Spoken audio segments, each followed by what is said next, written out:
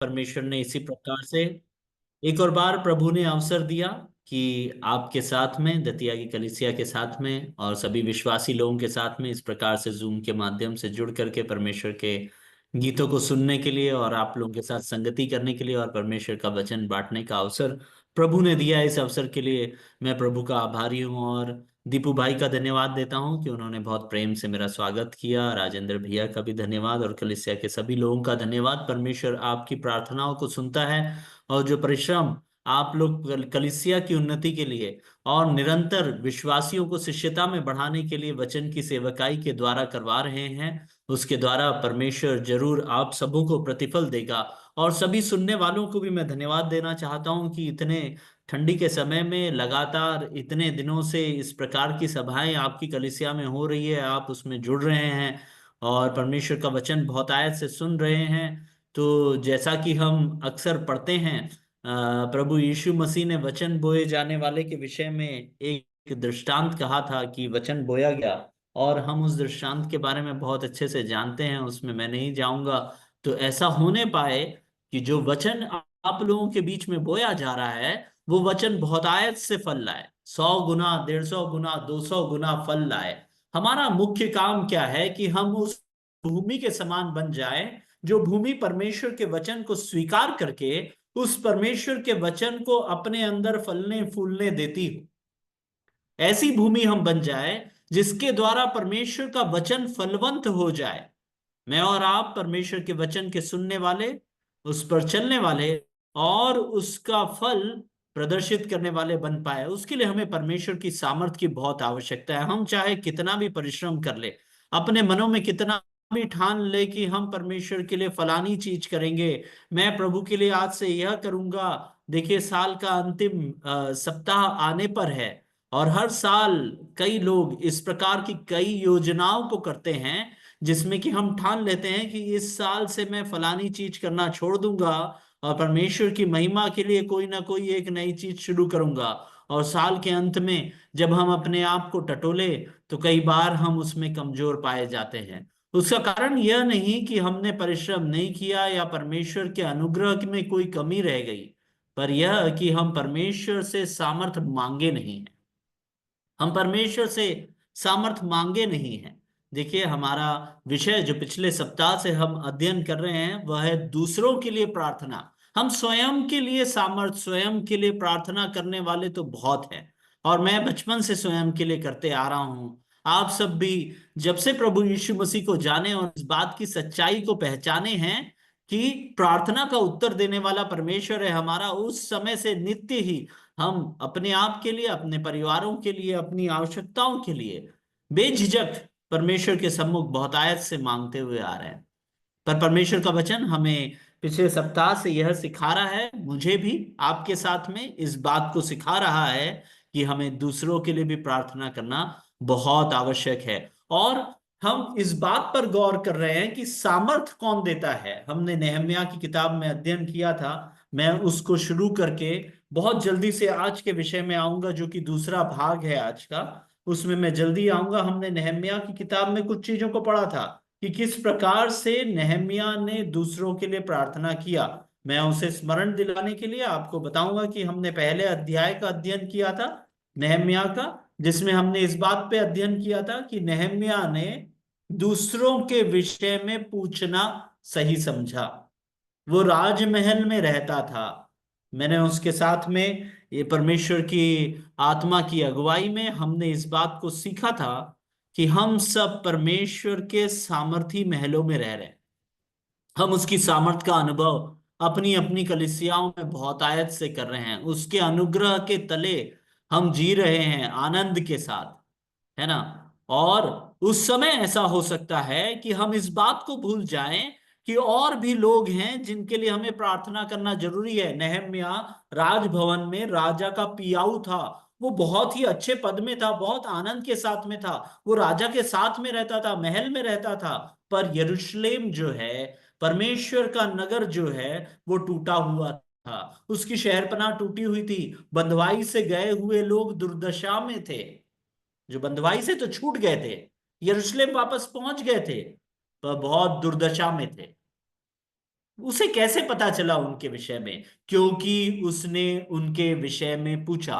हमारे लिए ये बहुत जरूरी है कि हम कलीसिया में अन्य भाई बहनों के विषय में निरंतर पूछते रहें। सिर्फ कलीसिया में ही नहीं, पर अन्य कलीसियाओं में भी, जिनमें आपकी जान पहचान है, उनके विषय में जब आप पूछोगे और सच्चे मन से पूछोगे, जिस मन से नेहम्याह ने पूछा, उस मन से जब आप पूछोगे, तब आपको जो उत्तर मिलेगा, उस उत्तर पे आप कार्य कर पाओगे। इसीलिए हमारा मन नेहम्याह जैसा होना चाहिए। हम दूसरों के लिए प्रार्थना करने वाले, दूसरों के विषय में चिंता करने वाले, उन्हें अपने विचारों में स्मरण करने वाले बने। चाहे हम कितने भी आशीषित जगह पे क्यों ना रहे, कितनी भी आशीष क्यों ना प्रभु की प्राप्त करते रहे, कितने भी सामर्थ्य से भरे हुए क्यों ना रहे, उसके बावजूद भी हमें दूसरों के विषय में पूछते रहना जरूरी है। वो पहली बात थी जो जो हमने नेहम्याह से सीखी।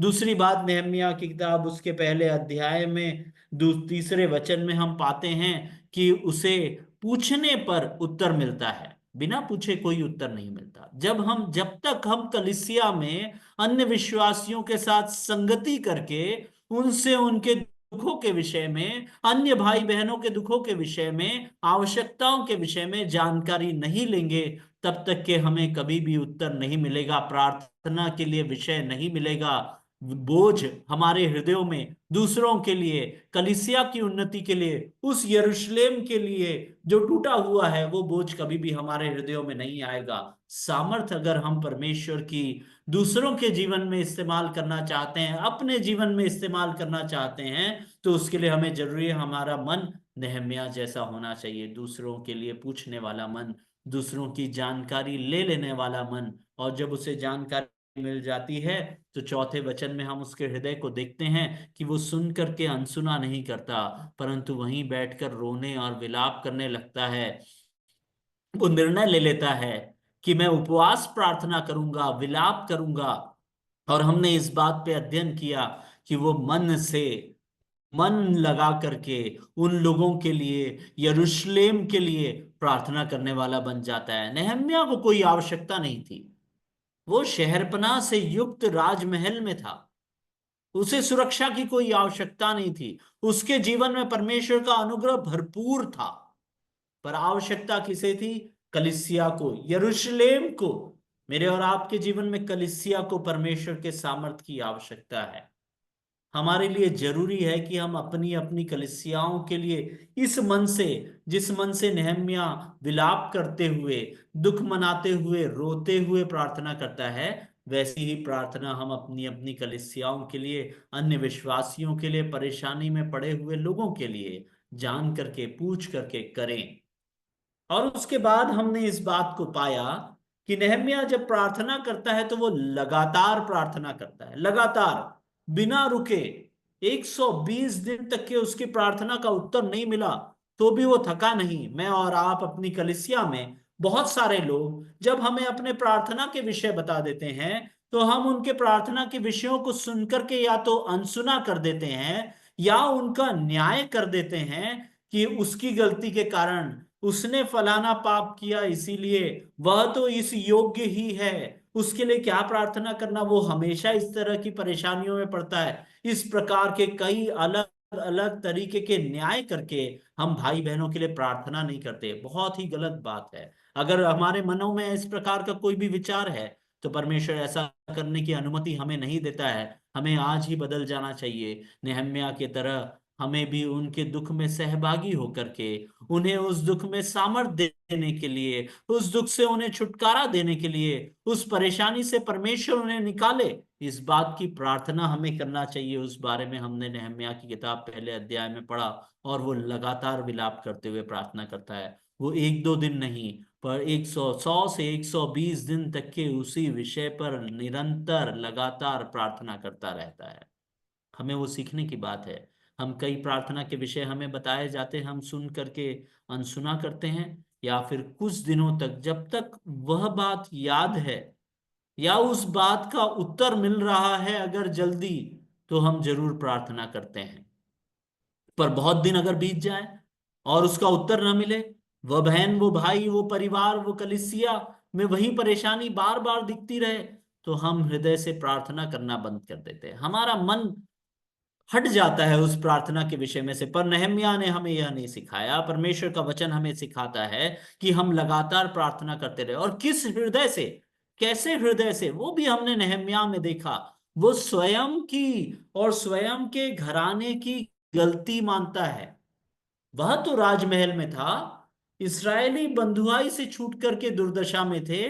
वह कहता है मैंने और मेरे घराने ने पाप किया है प्रभु, इस्राएलियों ने पाप किया है प्रभु, हमारे पापों को क्षमा कर। वो अपने पापों को मान लेता है, वो इस्राएल के पापों को मान लेता है और परमेश्वर से वायदा करता है, कहता है कि इन पापों से हम अब मन फिराते हैं प्रभु, हम क्षमा चाहते हैं प्रभु, हमारे पापों को क्षमा कर, हम मन फिरा के तेरे पास वापस आते हैं। और परमेश्वर से विनती करता है, जब हम मन फिरा के तेरे पास आ चुके हैं तो हमारे लिए तेरे किए हुए वायदे को स्मरण कर और मुझे वहां का राजा बना के भेज, या मुझे उस शहरपनाह को बनाने भेज। ऐसी प्रार्थना वो नहीं करता। कहीं पर में भी उसकी प्रार्थनाओं में स्वयं को सामर्थी बनाने की कोई प्रार्थना नहीं है। मेरे और आपके लिए यही सीखने की बात है कि हम अपने लिए सामर्थ मांगते हैं, जरूर मांगिए, परमेश्वर वो सामर्थ जरूर आपको देगा। पर ऐसी सामर्थ मांगिए कि आप परमेश्वर के लिए उपयोगी बन सके। नहम्याह ने वही प्रार्थना किया कि मैं परमेश्वर के कार्य को पूरा कर सकूं। और जब उसकी प्रार्थना का उत्तर मिलता है, हमने इस बात पे गौर किया कि उसने वो प्रार्थना कैसे किया, क्षमा मांगते हुए, मन फिराते हुए, है ना, अपनी गलती को मानते हुए, इसराइल की ही नहीं पर अपनी भी गलती को मानते हुए, अपने घराने की गलती को मानते हुए। जब वो परमेश्वर के उद्देश्य को पूरा करने की सामर्थ परमेश्वर से मांगता है और परमेश्वर जब उसे उत्तर देता है, तब भी हम दूसरे अध्याय में पढ़े थे, जब राजा चौथे वचन में उससे पूछता है कि तू क्या मांगता है नहम्याह, तू मांग मुझसे, तू क्या मांगता है, तब भी नहम्याह तुरंत कुछ नहीं मांगता। वो कहता है मैंने स्वर्ग के परमेश्वर से प्रार्थना करके राजा से कहा। उस समय भी वो मार्गदर्शन किससे मांग रहा है, स्वर्ग के परमेश्वर से। कोई भी चीज, स्वार्थ उसमें कुछ भी नहीं। वो अपनी महिमा के लिए या अपने नाम के लिए बिल्कुल भी कोई चीज नहीं मांग रहा, पर परमेश्वर से प्रार्थना कर रहा है कि प्रभु तेरा उद्देश्य क्या है, वो मेरे मुख से निकले। देख, राजा पूछ रहा है तुझे क्या चाहिए, मैं राजा से वो मांगू प्रभु जो तू मुझसे करवाना चाहता है। नहम्याह वहां तक के राजा का पिलाने हारा था, पर इस वचन के बाद से नहम्याह क्या बन गया, वो महान नहम्याह बन गया जिसने परमेश्वर के उद्देश्य को पूरा किया और जिसके विषय में एक पूरी किताब इस पवित्र बाइबल में लिखी हुई है। और हम सब, बहुत सारे लोग उसका अध्ययन करके उससे सीख रहे हैं। अपने जीवन में अगर हम सामर्थी बनना चाहते हैं तो नहम्याह जैसा समर्पण परमेश्वर के सम्मुख दिखाना होगा अपनी प्रार्थनाओं में कि प्रभु, प्रार्थना में मेरी इच्छा नहीं पर तेरी ही इच्छा पूरी होने पाए। इसके द्वारा मेरी महिमा न हो पर इसके द्वारा सिर्फ और सिर्फ परमेश्वर की ही महिमा हो। और उसके बाद जो प्रार्थना नहम्याह कर रहा था, वो प्रार्थना वैसे ही पूरी हुई जैसा वो परमेश्वर से विनती कर रहा था। मैं और आप जब दूसरों के लिए प्रार्थना करें तो नहम्याह के हृदय के समान प्रार्थना करें। उस प्रकार के हृदय से, एक क्षमा प्रार्थी हृदय, माफी मांगते हुए, मन फिराने के लिए, न्याय किए बगैर, अपनी महिमा के लिए नहीं पर परमेश्वर की महिमा के लिए, परमेश्वर के उद्देश्य को पूरा करने के लिए। जब हम दूसरों के लिए इस प्रकार की प्रार्थना करेंगे, तब परमेश्वर हमें सामर्थी बनाएगा। नहम्याह को परमेश्वर ने सामर्थी बनाया, उसे वो सामर्थ दिया कि वो परमेश्वर के उस उद्देश्य को पूरा कर सके। इसीलिए हम आज एक चरित्र पुरुष के तौर पर नहम्याह का अध्ययन कर पाते हैं, क्योंकि उसने अपने आप को परमेश्वर की इच्छा के लिए समर्पित कर दिया। अगर हम उसी बात को अगर देखें तो दूसरे अध्याय, नहम्याह की किताब उसका दूसरा अध्याय, उसके वचन 17 में नहम्याह सबको क्या कहता है, यरूशलेम जाने के बाद कहता है, आओ हम यरूशलेम की शहरपनाह को बनाएं। जिस कार्य के लिए पर उसने प्रार्थना किया और परमेश्वर ने उसकी प्रार्थना सुनकर के उसे वहां भेजा, वहां पहुंचने के बाद वो उस कार्य को करने के लिए तत्परता के साथ लग जाता है। हमारे साथ जो हमें सीखने की बात है इसमें वो यह है, कलीसिया के कई कामों की जिम्मेदारी हम ले लेते हैं, प्रार्थना करते हैं, और प्रार्थना जब हमारी सुन ली जाती है और उस जिम्मेदारी से परमेश्वर मुझे और आपको सौंप देता है, तो हम कई बार उस प्रकार की जिम्मेदारियों को धीरे धीरे भूलने लग जाते हैं। हम अन्य चीजों में व्यस्त हो जाते हैं। नेहम्याह चाहता तो यरूशलेम जाने के बाद आनंद मना सकता था। वो यह सोच सकता था कि वाह, परमेश्वर ने मेरी सुन लिया है, मैं यहाँ तो आ गया हूँ, शहरपनाह बनाता रहूंगा, मेरे पास अभी बहुत समय है, मैं दूसरे भी कार्य पहले कर लूं, लोगों से मिल लूं, इनके बीच में अपना एक जगह बना लूं। पर नेहम्याह ने ये सब कुछ नहीं किया। आप अगर उस दूसरे अध्याय को पढ़ेंगे तो नेहम्याह तुरंत अपने काम से लग जाता है, लोगों को इकट्ठा करता है, और वहां यह नहीं कहता कि आओ मैं यह शहरपनाह बनाता हूं, पर वो क्या कहता है कि आओ हम यरूशलेम की शहरपनाह बनाएं। कलीसिया में जो भी सामर्थ्य का कार्य करने के लिए परमेश्वर ने आपको सौंपा है, आप दूसरों के लिए जब प्रार्थना करते हैं, आपकी प्रार्थनाओं को सुनकर परमेश्वर जब आपको एक स्थान देता है, तो वहां पर में आप कलीसिया के साथ में मिलकर के उस सेवकाई को पूरा करने के लिए यही तत्परता दिखाएं जो यहाँ पर में नेहम्याह ने दिखाया। और उसके साथ साथ अगर हम 20वें वचन को पढ़ें, 20वें वचन में अंतिम भाग में लिखा है, 20वें जो दूसरा अध्याय नेहम्याह का, उसका 20वें वचन में यह लिखा हुआ है कि तब मैंने उनको उत्तर देकर कहा, स्वर्ग का परमेश्वर हमारा काम सफल करेगा। नेहम्याह का विश्वास किस पर था? स्वयं पर नहीं, यरूशलेम के उन निवासियों पर नहीं, पर स्वर्ग के परमेश्वर जिसने उसकी प्रार्थना को सुन करके उसे और अन्य लोगों को और उस राजा के हृदय को कोमल किया और उसे यहाँ भेजा उस कार्य को पूरा करने के, जो परमेश्वर के यरूशलेम का कार्य था। मेरे और आपके जीवन में भी परमेश्वर ने कलीसिया में हमें जो कार्य सौंपा है, जिसके लिए हमने प्रार्थना किया है, बहुत सारे लोगों ने आपके लिए विनती किया है, आपने बहुत सारे लोगों के लिए प्रार्थना किया है, उसके बाद जो कार्य सौंपा गया है उसे हम नेहम्याह की तरह 17वें वचन में जैसा था तत्परता के साथ तुरंत करें। दूसरी बात, उसमें भी हम पूरी तरह से कलीसिया के अन्य विश्वासियों पर नहीं, जरूर उन पर निर्भर रहना है, उन विश्वासियों पर नहीं, किसी दूसरी कलीसिया के उन लोगों पर नहीं, पर किसी और मनुष्य पर नहीं, पर यहां पर में जैसा लिखा है, स्वर्ग का परमेश्वर हमारा काम सफल करेगा। मेरे प्रियो, मैं और आप जब भी प्रार्थना पूर्वक किसी भी कार्य को करते हैं, चाहे वो दूसरों के जीवन में करने के लिए क्यों ना हो, चाहे वो स्वयं के जीवन में करने के लिए क्यों ना हो, जब वो कार्य करने का अवसर आता है तो हम तत्परता के साथ करें। और दूसरी बात, हम उसे परमेश्वर पर पूरी तरह निर्भर होकर करें, स्वयं पर नहीं, किसी और पर नहीं, पर सिर्फ और सिर्फ परमेश्वर पर निर्भर होकर करें। ऐसा करने के लिए परमेश्वर हमें सहायता करे। यह हमारा पहला भाग था जहां पर में हमने नेहम्याह को, जो बहुत ही आदर के स्थान में था, बहुत ही आराम के एक जीवन में जी रहा था, तब उसको दूसरों के लिए प्रार्थना करते हुए पाया। अब हम अगले भाग में आ जाएं, दूसरा तिमुथियुस। दूसरा तिमुथियुस उसका पहला अध्याय और उसके शुरुआत के वचनों में हम पौलुस को प्राप्त करते हैं, पौलुस को पाते हैं, और यह देखते हैं कि पौलुस वहां पर में क्या कहता है। दूसरा तिमुथियुस पहला अध्याय, उसका वचन 3, 4 और 5 को हम पढ़ेंगे, और साथ में छठवें वचन को भी पढ़ेंगे। 3, 4, 5 और 6, दूसरा तिमुथियुस पहला अध्याय। जिस परमेश्वर की सेवा मैं अपने बाप दादों की रीति पर शुद्ध विवेक से करता हूँ, उसका धन्यवाद हो कि अपनी प्रार्थनाओं में तुझे लगातार स्मरण करता हूँ और तेरे आंसुओं की सुधि कर कर के रात दिन तुझसे भेंट करने की लालसा रखता हूँ कि आनंद से भर जाऊं। और तुझे और मुझे तेरे उस निष्कष्ट विश्वास की सुधि आती है जो पहले तेरी नानी लोइस और तेरी माता यूनेके में थी, और मुझे निश्चय हुआ कि तुझ में भी है। इसी कारण मैं तुझे स्तुति दिलाता हूँ कि तू परमेश्वर के उस वरदान को जो मेरे हाथ रखने के द्वारा तुझे मिला है चमका दे। धन्यवाद भाई। यह एक और बार मैं आपको स्मरण दिला दूं कि हम यह अध्ययन कर रहे हैं कि हमें दूसरों के लिए प्रार्थना करना चाहिए। नेहम्याह बहुत अच्छे पद में, बहुत आराम में, बहुत सामर्थ्य में रहते हुए दूसरों के लिए प्रार्थना करता है। वो उतने आनंद में, उसने धन में, उस वैभव में दूसरों के लिए प्रार्थना करना नहीं भूलता, क्योंकि उसे यरूशलेम की चिंता रहती है।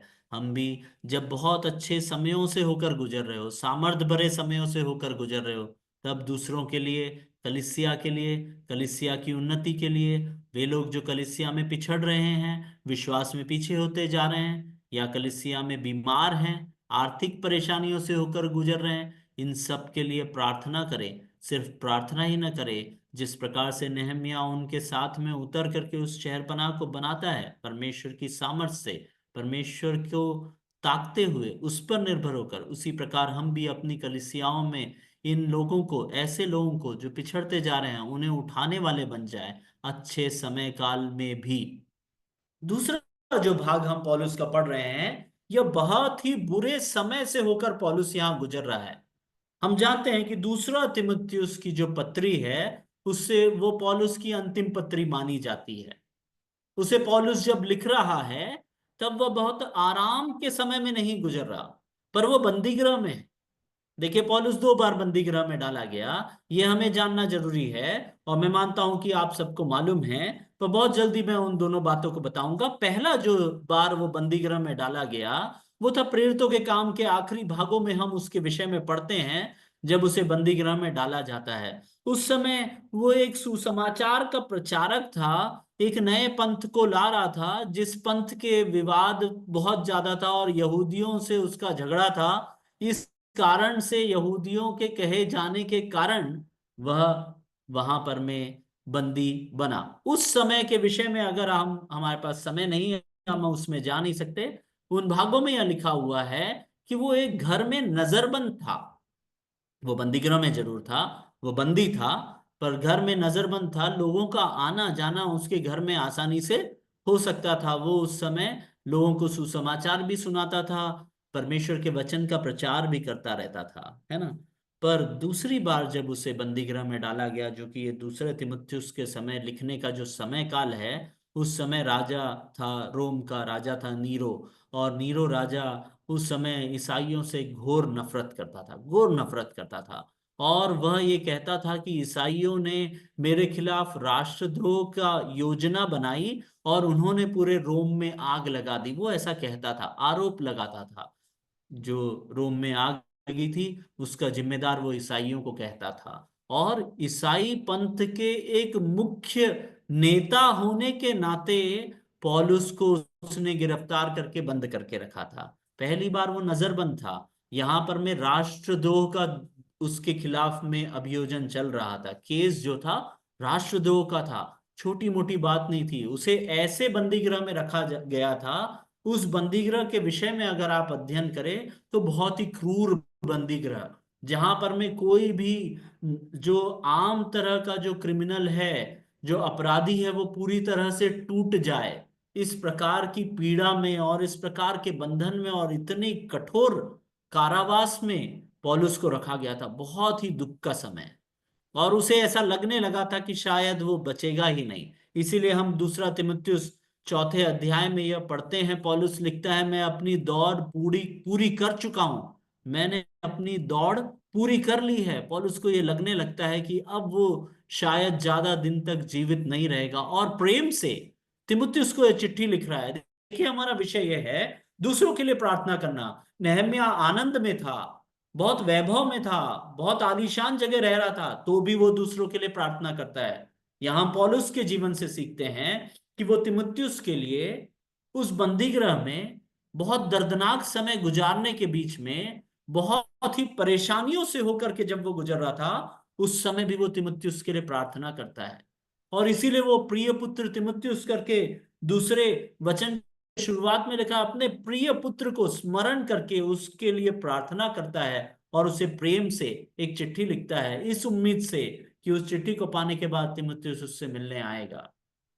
देखिए, हमारा विषय यह है, चाहे हम कितनी भी परेशानी में क्यों ना होकर के गुजर रहे हो, चाहे हमारे जीवन में सब कुछ अंधकार में लग रहा हम परमेश्वर के बहुत करीब आकर के भी बहुत दुख में से होकर गुजर रहे हो सकता है कोई ऐसी एग्जाम होगी जिसे आप निकालने का प्रयास प्रतिदिन कर रहे हैं, पर हो नहीं पा रहा है।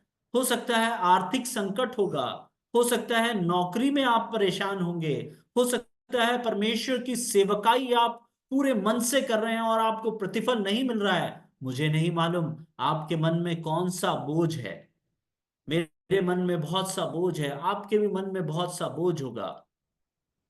पर परमेश्वर का वचन में पौलुस के द्वारा हम यह सीख सकते हैं, चाहे कितनी भी कठिन परिस्थिति में होकर क्यों न जाए, हम स्वयं के लिए तो प्रार्थना करते हैं, पर पौलुस से यह सीखें कि हम दूसरों के लिए भी प्रार्थना करने वाले बने। यहाँ पौलुस तिमुथियुस के लिए प्रार्थना करता है। हम उन वचनों में जाएं ताकि हम इस बात को समझ पाएं कि हम इस प्रार्थना को कैसे कर पाएंगे।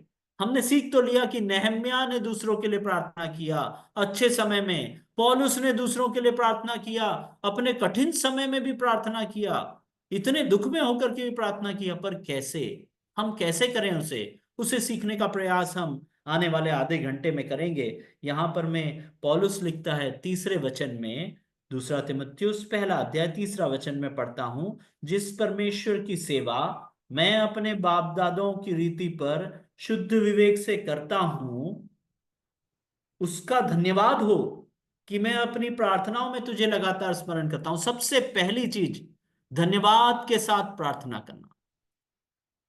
कितनी कठिन परिस्थिति है, पौलुस को तोड़ा जा रहा है, उसे लगने लगा है कि अब वो शायद बचेगा भी कि नहीं, उसे लगने लगा है कि उसकी दौड़ पूरी हो गई, जिसने पूरे संसार में घूम घूम करके सुसमाचार सुनाया, जो अन्य जातियों के बीच में सुसमाचार प्रचार करने से कभी नहीं लजाया, उस पौलुस का यह दुख के समय में कहता है कि मैं धन्यवाद के साथ में स्तुति करूं। इतनी परेशानी में होकर के भी वो धन्यवाद के साथ स्तुति देता है। कैसे कोई धन्यवाद के साथ ऐसे समय में स्तुति कर सकता है ना, हम ऐसा सोच सकते हैं। तो पौलुस के द्वारा हम इस बात को सीखते हैं कि बहुत बहुत धन्यवाद के साथ में पर प्रार्थना करता है। हमारे लिए सबसे मुख्य चीज है कि हम धन्यवाद के साथ प्रार्थना करने वाले बने। जब भी हम दूसरों के लिए प्रार्थना करते हैं, स्वयं के लिए प्रार्थना करते हैं, तो क्या हम धन्यवादी होकर के प्रार्थना करते हैं? नहीं, ऐसा अक्सर नहीं हो पाता। हम अक्सर जब प्रार्थना करते हैं तो हम ऐसी प्रार्थना करते हैं कि प्रभु ये घटी है, ये कमी है, मुझे इस चीज की आवश्यकता है, कितने दिनों से मैं परेशान हूं प्रभु, तू मेरे इस टूटे हुए हृदय को देख, मैं कितना टूट गया हूं। तो पौलुस हमें ऐसे दुख में होकर के भी यह सिखा रहा है कि हमें दुखी हो, चाहे कैसी भी परिस्थिति क्यों ना हो, धन्यवाद देना आना चाहिए। धन्यवाद कब दे पाएंगे? धन्यवाद हम तभी दे सकते हैं जब हमारा हृदय आनंदित हो। पौलुस उस जेल में, उस कारागृह में रह करके भी धन्यवाद के साथ प्रार्थना कर पा रहा है। हमें परमेश्वर से सीखना है, प्रभु यीशु मसीह से सीखना है, उसके चेलों से सीखना है कि हम कैसे पवित्र जीवन जिए, कैसे मसीही जीवन जिए। तो पौलुस हमें उसका बहुत ही अच्छा एक नमूना देता है। वो इतनी कठिन परिस्थिति में होकर के भी धन्यवाद के साथ अपनी प्रार्थनाओं में स्मरण करता हूँ। दो चीजें मैं इस वचन में से लेना चाहता हूँ, पहला है धन्यवाद और दूसरा है स्मरण। धन्यवाद तभी हो सकता है जब उसके हृदय में आनंद हो। पौलुस जो है संतुष्ट था, जो कुछ भी सामर्थ परमेश्वर ने उसके जीवन में उस दिन तक के दिया, उन सारी चीजों में वो संतुष्ट था, इसीलिए वो धन्यवाद दे पाता। अगर हम संतुष्ट नहीं हैं, हम कमी घटियों को ही ढूंढ रहे हैं, क्या कमी मुझे हुई प्रभु के पीछे आने के बाद, इतने विश्वास में रह करके मैं किन कमियों से होकर गुजर रहा हूं, मेरी कौन सी ऐसी अभिलाषा है जिसे प्रभु पूरा कर ही नहीं रहा है। उन सब विचारों के द्वारा हम जो अपने जीवन में संतुष्टि है, कंटेनमेंट है, उसको हम कम करते जाते हैं और वो शैतान को कार्य करने का अवसर देता है। संतुष्ट मसीही जीवन होगा तभी हम धन्यवादी बन सकते हैं। पौलुस से हमें सीखना होगा, वो ऐसी परिस्थिति में भी संतुष्ट। हम अगर भजन संहिताओं को पढ़ें, कई भजन संहिता है, हमारे पास समय नहीं, उसमें ऐसे भजन संहिता है जहां पर मैं भजन संहिता का लिखने वाला शुरुआत में बड़े दुख के साथ लिखता है कि मैं टूट गया हूं, मेरा बल चला गया है, मेरे पास कुछ भी नहीं, प्रभु तू मुझे छुड़ा, विनती करते हुए जब नीचे तक आता है, और हम सरप्राइज हो जाते हैं कि शुरुआत में वो दुख बता रहा है, बीच में वो विनती कर रहा है और अंत में वो धन्यवादी हो गया है। ये कैसे हो पाता है? जब हम अपने दुखों में भी अपने उद्धारकर्ता को स्मरण करते हैं, उसके सम्मुख अपने आप को दीन करते हैं, और जब हमें उस उद्धारकर्ता का स्मरण आता है, अगर आप और मैं सच्चे मसीही हैं, तो हमारा हृदय आनंद से भर जाता है, उस उद्धार के आनंद से जिसके योग्य मैं और आप थे ही नहीं। हम में कोई योग्यता नहीं थी कि हम परमेश्वर के जन ठहरा जा सकें, हम परमेश्वर की संतान कहलाए जाए, उसके लायक कोई योग्यता मुझ में और आप में आज भी नहीं। पर जब हम अपनी कठिनाइयों में अपने परमेश्वर को स्मरण करते हैं, तो हमारा हृदय आनंद से भरपूर हो जाता है और उमड़ने लगता है कि प्रभु, मेरे जीवन में क्या ही बड़ा उपकार तूने किया है। हम धन्यवादी बन जाते हैं। पौलुस से हमें यही सीखना है कि जब हम स्मरण करते हैं तो हम धन्यवाद देते हैं। पौलुस तिमुथियुस को स्मरण कर रहा है और उसके लिए परमेश्वर का धन्यवाद दे रहा है। उसकी माता को स्मरण कर रहा है, उसकी नानी को स्मरण कर रहा है, उस जेल में रहते हुए, उस कारागृह में रहते हुए, जहां पर में कि उसे और कुछ स्मरण नहीं करना चाहिए, उसे तो कुड़कुड़ाना चाहिए कि मैंने इतने साल परमेश्वर की सेवकाई की और अंतिम दिनों में प्रभु मुझे इस जेल में ले आया। वो कुड़कुड़ाने के बजाय धन्यवादी होकर के स्मरण करता है। किस चीज को स्मरण करता है? अपने भाई को, अपने पुत्र स्वरूप तिमुथियुस को, उसके लिए परमेश्वर का धन्यवाद देता है ना। जिस परमेश्वर की सेवा मैं अपने बाप दादाओं की रीति पर शुद्ध विवेक से करता हूं, उसका धन्यवाद हो। परमेश्वर को धन्यवाद देता है। मेरे प्रियो, मेरे और आपके जीवन में ये सीखने की बहुत आवश्यकता है कि हम दूसरों के लिए कठिन परिस्थितियों में भी क्या प्रार्थना इस प्रकार से पौलुस के समान कर सकते हैं क्या? बहुत मुश्किल है ये चीज को करना, पर परमेश्वर के वचन में हर चीज की शिक्षा दी गई है। हमारे ऊपर है कि हम उसे किस प्रकार से अपने जीवन में प्रयोजन में ला सके। परमेश्वर ने सब कुछ अपने वचन के माध्यम से मुझे और आपको बता दिया। इस बात की गंभीरता को हमें आज शाम को समझना होगा कि हम चाहे कैसी भी परिस्थिति में क्यों ना हो, हम जब दूसरों को स्मरण करें, हम जब परमेश्वर को स्मरण करें, तो हमारे अंदर धन्यवाद रूपी बलिदान अपने आप आना चाहिए। जब धन्यवाद आने लगेगा, जब हम सोचने लगे कि अरे, ये तो पल भर का एक दुख है, पल भर का संकट है, जो आया है जा नहीं रहा है, पर परमेश्वर के द्वारा दी हुई आशीषें अनंत काल की है, मेरा उद्धार अनंत काल का है, परमेश्वर की संतान ठहराया जाना अनंत काल का है। कितनी महिमा परमेश्वर ने अपनी महिमा मुझे और आपको दे दी, ये सब अनंत काल के लिए है। और जब हम इस प्रकार के विचारों में आ जाएंगे, तो हम अपने आप ही धन्यवादी बन जाएंगे, हम धन्यवाद देने लगेंगे, हम कुड़कुड़ाएंगे नहीं फिर। पौलुस से हमें यही सीखना है। कठोर से कठोर कारावास के दौरान भी वो परमेश्वर का धन्यवाद देता है तिमुथियुस के लिए। मैं और आप भी क्या अपने कठिन समयों में भी स्वयं के लिए तो प्रार्थना करते हैं, साथ ही क्या अन्य भाई बहनों के लिए प्रार्थना करते हैं क्या? आज का दिन ऐसा है कि परमेश्वर मुझे और आपको इसके लिए चिता रहा है, एक चुनौती दे रहा है कि हम अपने हर एक परिस्थिति में दूसरों के लिए प्रार्थना करने वाले बन सके, धन्यवाद के साथ। ऐसा नहीं कि तिमुथियुस को स्मरण किया उसी प्रकार से कलीसिया में किसी भाई को स्मरण किया और धन्यवाद तो दे ही नहीं सकता प्रभु इसके लिए मैं, ये भाई तो धन्यवाद देने के लिए योग्य कुछ इसमें है ही नहीं, ये तो हमेशा मुझे परेशान करते आया है, मैंने इसे कितना वचन सिखाया, पर ये वचन में चलने को तैयार ही नहीं प्रभु, इसे घुड़क, इसे एक बार ताड़ना दे। हम हो सकता है इस प्रकार से प्रार्थना करते हो, तो पौलुस वैसी प्रार्थना नहीं कर रहा है यहाँ पे। यहाँ पर मैं वो तिमुथियुस को स्मरण करके, अपने भाई को स्मरण करके, अपने पुत्र को स्मरण करके उसके लिए धन्यवाद देते हुए प्रार्थना कर रहा है। तो हमने पहली चीज यह सीखा पौलुस के इस प्रार्थना में से कि कैसी प्रार्थना हमें दूसरों के लिए करना चाहिए, चाहे कैसी भी परिस्थिति क्यों ना हो, उन्हें स्मरण करके, परमेश्वर को स्मरण करके, उस भाई बहन कलिसिया जो भी आवश्यकता है उसे स्मरण करके उसके लिए परमेश्वर का धन्यवाद देते हुए दूसरों के लिए प्रार्थना करना होगा। एक संतुष्ट मसीही जीवन जब तक नहीं है, तब तक आनंद और धन्यवाद के साथ हम प्रार्थना कर ही नहीं सकते। हम इससे संबंधित एक और वचन अगर हम पढ़ेंगे तो फिलिपियों की पत्री चौथा अध्याय उसका छठवां वचन को जल्दी से पढ़िएगा। फिलिपियों की पत्री चौथा अध्याय उसका छठवां वचन।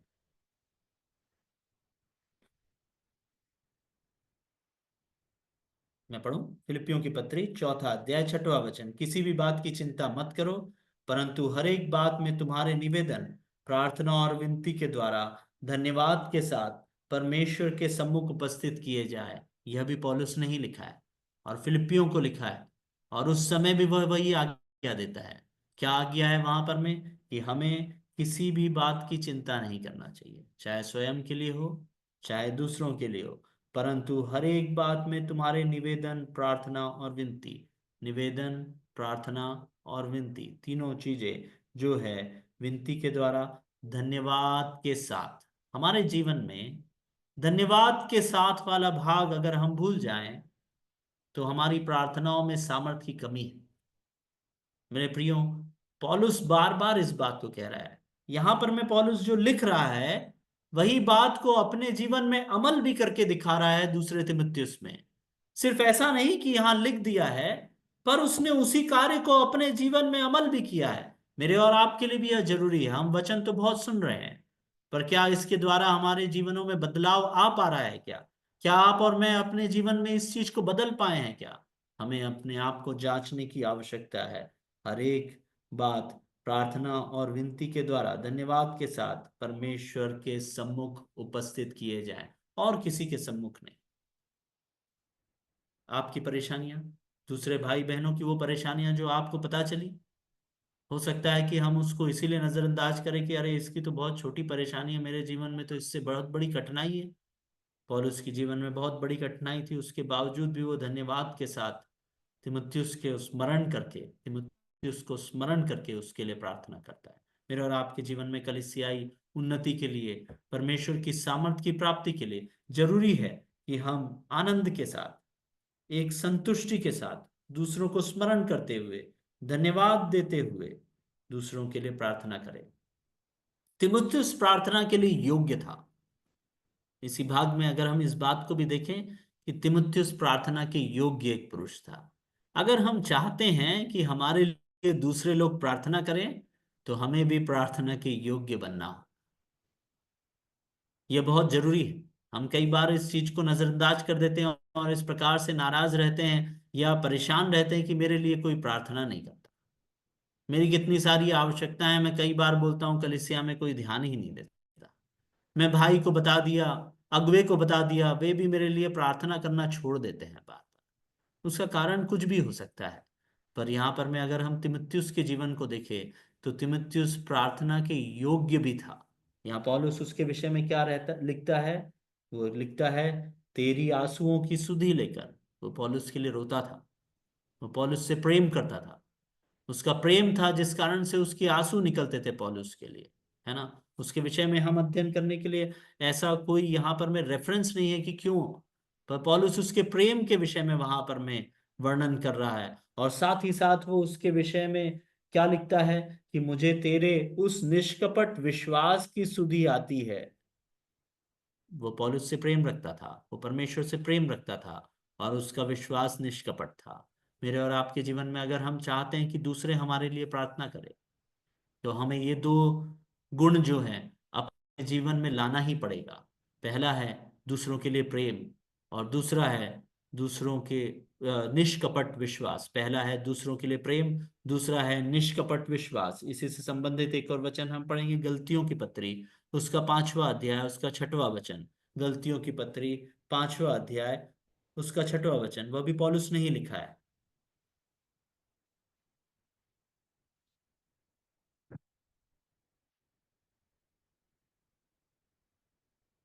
गलतियों की पत्री 5वां अध्याय 6वां वचन में पढ़ रहा हूं, मसीह यीशु में न खतना और न खतना रहित कुछ काम का है, परंतु केवल विश्वास जो प्रेम के द्वारा प्रभाव डालता है। मसीह यीशु में न खतना, न खतना रहित कुछ काम का है, परंतु केवल विश्वास जो प्रेम के द्वारा प्रभाव डालता है। मेरा और आपका जो विश्वास है वो प्रभावशाली विश्वास तभी होगा जब उसमें प्रेम होगा। अगर हम चाहते हैं कि दूसरे हमारे लिए प्रार्थना करें, तो जिस प्रकार का विश्वास यहाँ पर में तिमुथियुस की गवाही के तौर पे बताया गया है कि तेरा वह विश्वास जो तेरी माता में, तेरी नानी में पाया गया, निष्कपट विश्वास, प्रेम के साथ। विश्वास कई तरीके का हो सकता है। विश्वास निष्कपट होना जरूरी है। अगर हमारा विश्वास छल के साथ भरा हुआ है तो दूसरे और परमेश्वर दोनों उस बात को कुछ दिनों में समझ जाएंगे। मेरे और आपके जीवन में यह जरूरी है कि हम इस प्रकार का विश्वास रखें जो निष्कपट हो, ऐसा विश्वास रखें जो प्रेम सहित हो। बिना प्रेम के किया हुआ विश्वास, अगर हमारा विश्वास बहुत है करके हम बोले और परमेश्वर का प्रेम हम दूसरों पे प्रदर्शित नहीं कर पाते, मेरे और आपके हृदय में वो प्रेम नहीं है, तो विश्वास बिल्कुल भी प्रभावशाली नहीं है। वो विश्वास सिर्फ नामधारी विश्वास है। प्रभावशाली विश्वास परमेश्वर चाहता है कि मेरा और आपके जीवन में हो। इसीलिए यहाँ पर मैं पवित्र आत्मा से उगाए जाकर पौलुस से वो वचन लिखवाया गया है कि मेरा और विश्वास, आपका विश्वास जो है वो नामधारी न रहे पर प्रभावशाली बने। उसे प्रभावशाली बनाने के लिए क्या जरूरी है कि हम उस विश्वास में प्रेम के साथ करें व्यवहार। जब मेरे और आपके विश्वास में दूसरों के प्रति प्रेम रहेगा, परमेश्वर के प्रति प्रेम रहेगा, तभी वो विश्वास प्रभावशाली होगा। नहीं तो उस विश्वास का किसी को कोई लाभ नहीं। प्रभावशाली विश्वास के साथ में अगर हम जीवन जिएंगे तिमुथियुस के समान, तभी दूसरे मेरे और आपके लिए प्रार्थना करेंगे। मेरे प्रियो, जो भी आज मुझे सुन रहे हैं, मैं आपको बताना चाहता हूं कि हर कोई चाहता है कि वो दूसरों के लिए प्रार्थना करे। बहुत से ऐसे विश्वासी लोग हैं जो दूसरों के लिए प्रार्थना कर रहे हैं। हम लोग यानी राजेंद्र भैया, दीपू भैया, हम लोग एक ऐसे ग्रुप से जुड़े हुए हैं जो पिछले कई सालों से, मैं मानता हूं कि 2018 से शायद, हर रोज लोगों के लिए प्रार्थना करने के लिए 1 घंटा रोज सुबह 7 से 8 बजे तक के प्रार्थना के लिए एकत्रित होते हैं जूम के माध्यम से। 70 से 80 लोग रोज उसमें जुड़ते हैं और आप सबों के लिए प्रार्थना करते हैं, हर कलीसिया के लिए प्रार्थना करते हैं, बीमारों के लिए प्रार्थना करते हैं, सेवकाइयों को स्मरण करते हैं तत्परता के साथ। बहुत सारे लोग हैं जो आपके लिए प्रार्थना करते हैं। आप भी उनमें से जुड़ जाइए, आप भी उनके समान बनिए। पौलुस से सीखिए, नहम्याह से सीखिए और दूसरों के लिए प्रार्थना करने वाले बनिए। और अगर आप चाहते हैं कि दूसरे आपके लिए निरंतर प्रार्थना करते रहें, तो तिमुथियुस के समान बनिए, प्रेम सहित विश्वास करने वाले बनिए। आपकी जब वैसी गवाही रहेगी तो आपकी कलीसिया का हर एक जन जो आपको जानता है, आपके उस विश्वास को प्रेम के द्वारा प्रभावशील होते हुए जब देखेगा, तो आपके लिए निरंतर प्रार्थना करता रहेगा। आपको उन्हें बताने नहीं जाना पड़ेगा, वो खुद से होकर आपसे पूछने आएंगे, भाई क्या हुआ, आपको प्रार्थना का कोई विषय है क्या। और उसके बाद वो निरंतर आपके लिए प्रार्थना करेंगे और आप भी वही करेंगे। जब दूसरे आपके लिए करेंगे, आपको भी वही आदत होगी, आपकी कलीसिया की उन्नति होगी, आपकी आत्मिक उन्नति होगी। परमेश्वर का कार्य सामर्थ के साथ आप सबों के जीवन में और आपकी कलीसिया में कार्यकारी होगा। जब उसकी सामर्थ कार्यकारी होगी तो कलीसिया उन्नति पाएगी। हमें यहाँ पर में सीखने की बात क्या है, पौलुस के जीवन में कठिन परिस्थिति में भी धन्यवाद के साथ वह प्रार्थना करता है। और दूसरी बात जो हम उसमें पढ़ते हैं कि बड़े हियाव के साथ में वो प्रार्थना करता है ना।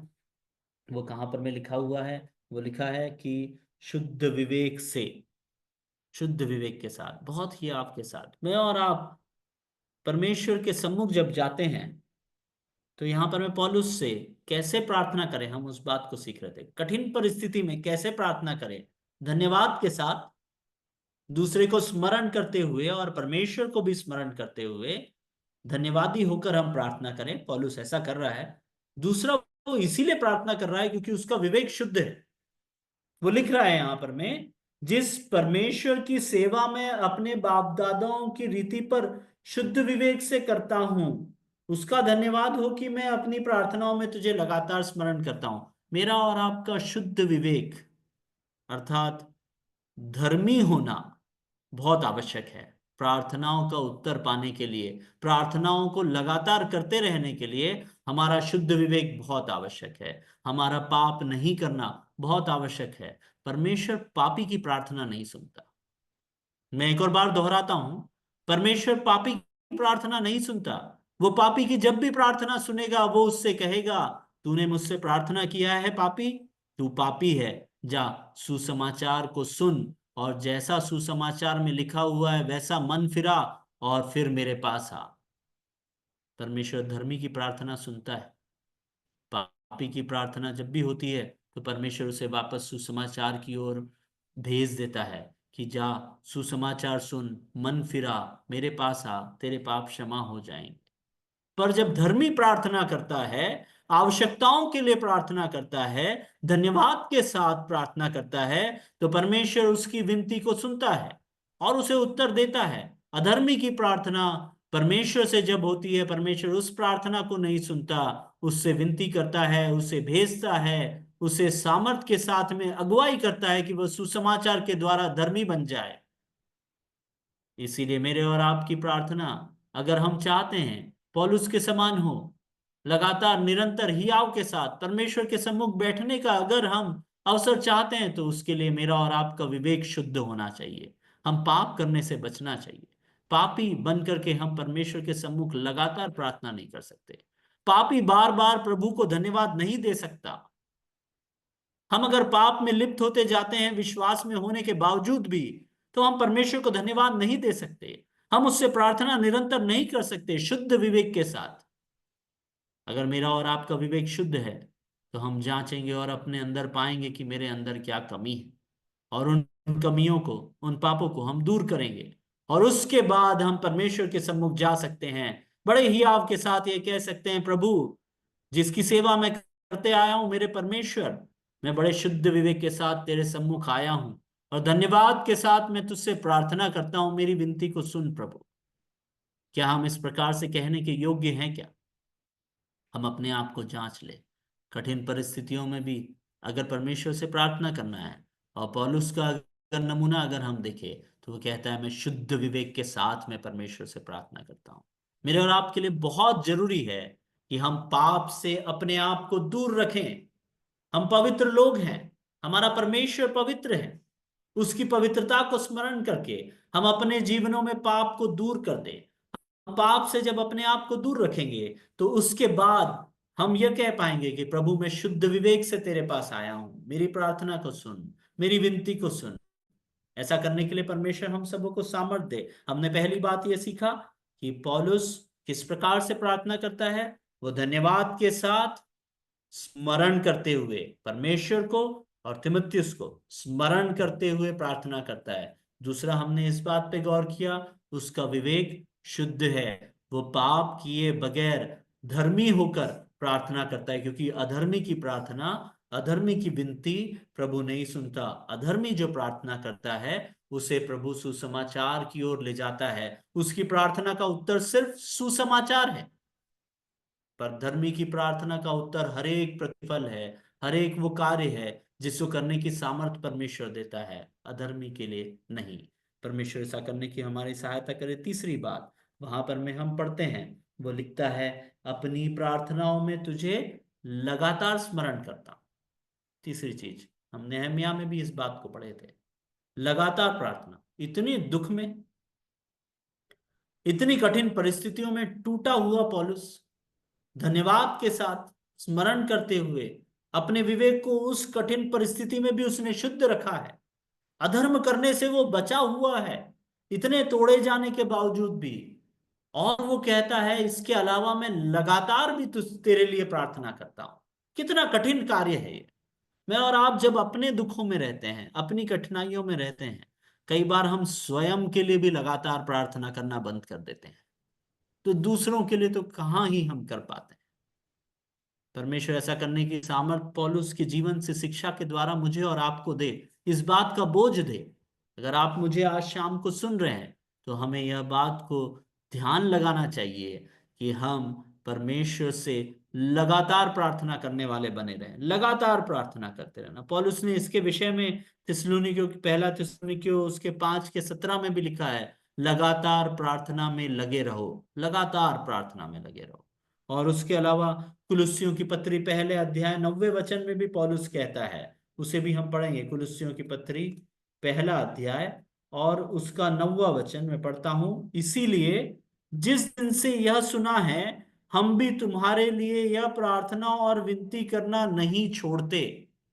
जिस दिन से प्रार्थना का विषय उसने सुना, उस दिन से लेकर इस कुलुस्सियों को लिखने वाली चिट्ठी लिखते तक वो कह रहा है कि हम तुम्हारे लिए प्रार्थना करना नहीं छोड़ते, लगातार, लगातार। पौलुस के जीवन से हमें यह सीखना चाहिए कि हम सदैव प्रार्थना करने वाले बने रहें, दूसरों के लिए प्रार्थना करने वाले। पौलुस प्रेरित की पत्रियों को अगर हम उठा के देखें, इफिसियों की पत्री, कुलुस्सियों की पत्री, गलतियों की पत्री, सब में वो लिखता है कि मैं तुम्हारे लिए प्रार्थना करता हूँ।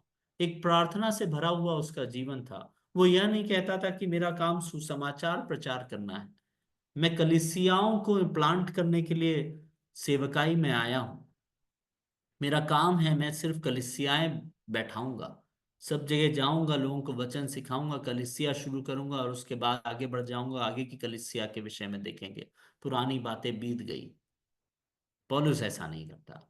पौलुस उन सारी कलीसियाओं के लिए प्रार्थना करता है जिनको उसने स्थापित किया। कुलुस्सियों की कलीसिया एक ऐसी कलीसिया थी जिसे पौलुस ने स्थापित नहीं किया।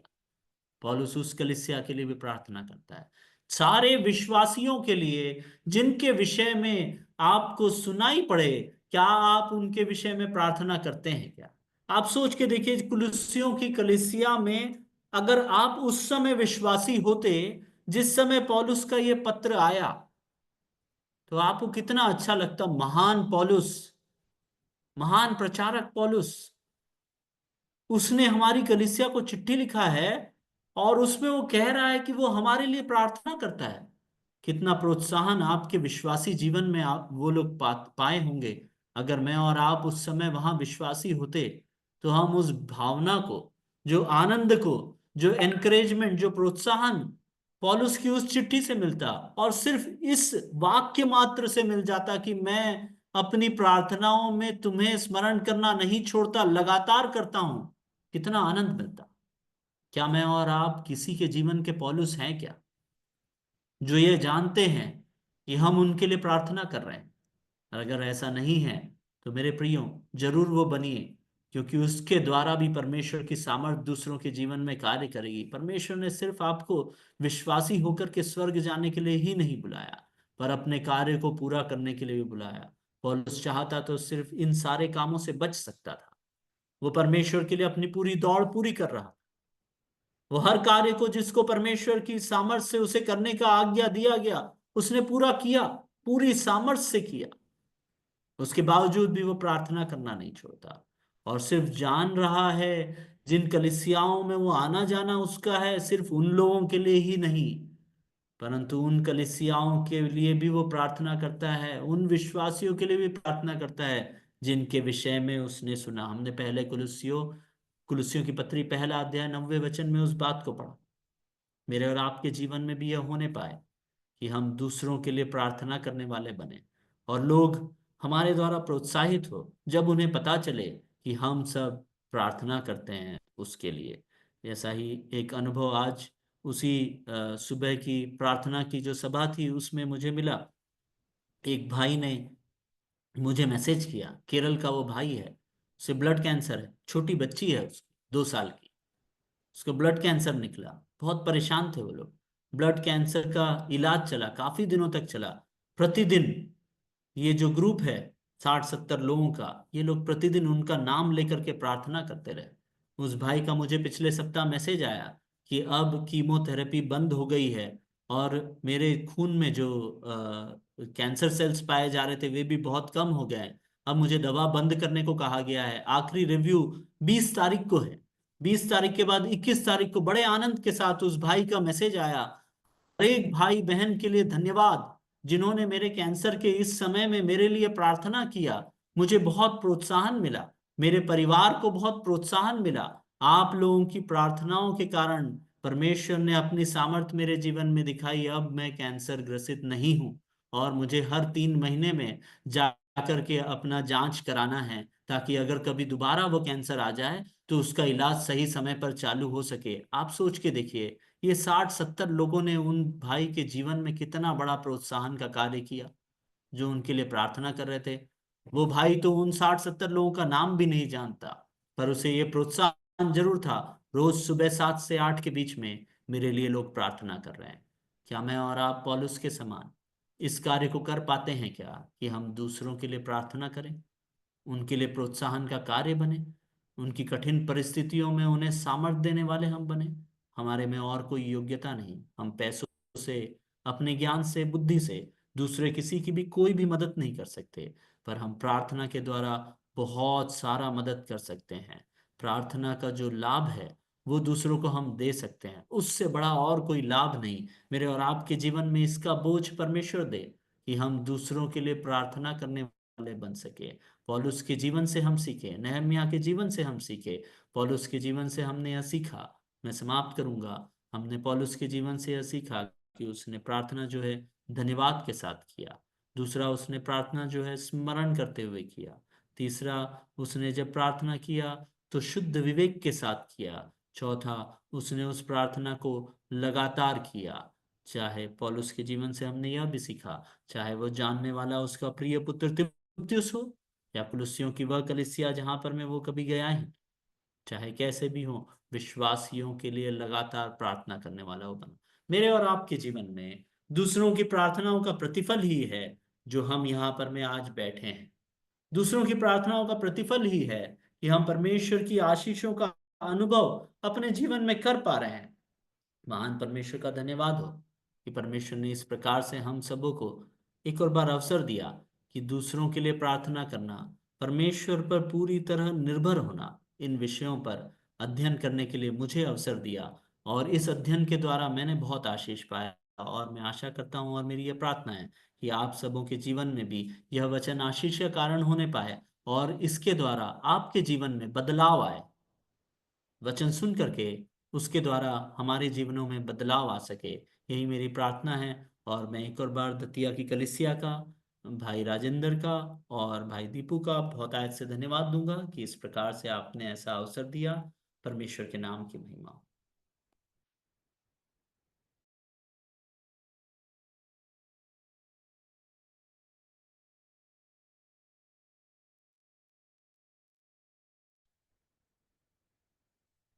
होस्ट को होस्ट राजेंद्र भाई।